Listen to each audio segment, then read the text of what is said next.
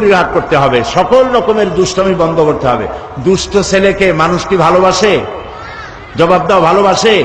বাসে না। দুষ্ট ছেলে দুষ্ট মেয়ে লোকেরা বলেই বসে, এই ছেলে তুমি তো দারুণ দুষ্ট, এই মেয়েটা তো দারুণ দুষ্ট, এই কথা বললে কি ভালো লাগে?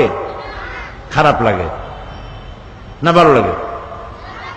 সেই জন্য যাতে তোমাকে তোমার মা বাপ এবং তোমার আত্মীয় স্বজন যাতে বলে ছেলেটা খুব ভালো, মেয়েটা খুব ভালো, সেইভাবে তোমরা দুষ্টমি পরিহার করে নিজেদেরকে তৈরি করবে।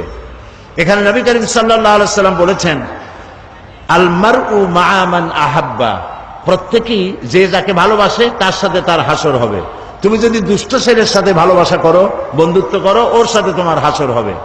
কোন অমুসলিমদের সাথে যদি তুমি তোমার চালচলন যদি তাদের মতো হয়, তো ওদের সাথে তোমার হাসর হবে। এই জন্য বন্ধু নির্বাচনে ভুল করবা না, ভালো ভালো বন্ধু বানাবে। মেয়েরা বন্ধু বানাবে, মেয়েরা শোনো, তোমরা বন্ধু বানাবে ওই সব মেয়েদেরকে যারা স্কার্ফ পরে তোমাদের মতো ভালো জামা কাপড় পরে হাত পাও ঢেকে ঢুকে চলে, ওদের সাথে বন্ধুত্ব করবে। যেসব মেয়েরা মাথার চুল ফালায় দিয়া তারপরে এই ছেলেদের সাথে মিশে বেড়ায়, যাদেরকে অন্যান্য লোকেরা খারাপ বলে, এইসব মেয়েদের সাথে বন্ধুত্ব করবে না, তাদেরকে ভালো পথে ডাকতে চেষ্টা করবে।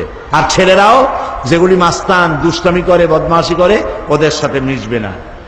নবী করিম সাল্লাল্লাহু আলাইহি সাল্লাম বলেছেন, আল মুসলিমু মান সালিমা আল মুসলিমুন মিন লিসানিহি ওয়া ইয়াদি, বুখারী মুসলিমের হাদিস।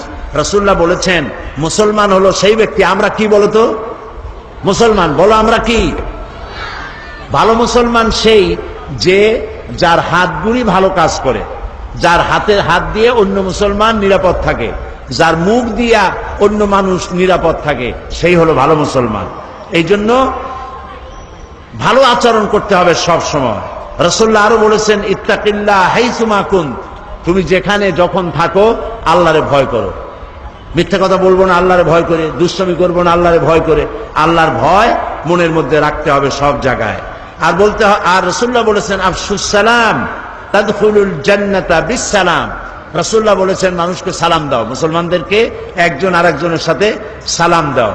তোমরা কি সালাম বলো? বলো। মেয়েরা মেয়েদেরকে সালাম দিবে, ছেলেরা ছেলেদেরকে সালাম দিবে, পরস্পর পরস্পরকে সালাম দিবে। সালাম বলবে কি বলে? আসসালাম বলো, আসসালামু আলাইকুম ওয়া রাহমাতুল্লাহ। প্রত্যেক শব্দে 10 করে নাকি, প্রত্যেক শব্দে কয়টা নাকি? 10টা করে নাকি। কে দেবেন? আল্লাহ তাআলা দিবেন।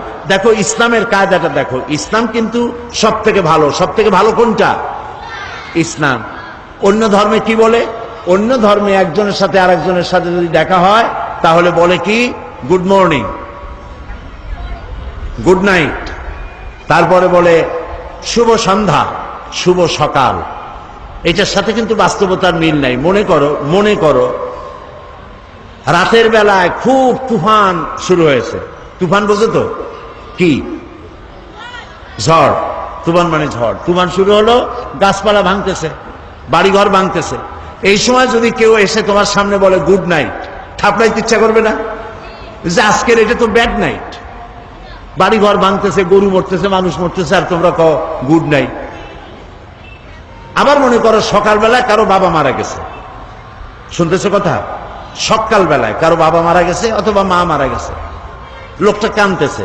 ওই সময় এসে যদি কেউ বলে গুড মর্নিং, থাপড়ায় নাক উড়াই দিতে ইচ্ছা করবে না যে বেটা আমার জীবনে এই ধরনের ব্যাড মর্নিং জীবনেই আসে নাই, আমার কাছে বাপ মরিয়া তুমি কও গুড মর্নিং। তাহলে পৃথিবীর অন্যান্য মানুষেরা যেভাবে বলে, এগুলোর মধ্যে কোনো সায়েন্টিফিক যুক্তিসঙ্গত বিজ্ঞানসম্মত কিছুই নাই।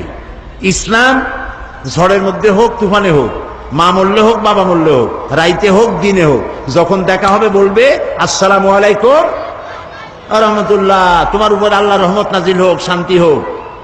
এটা খারাপ না ভালো?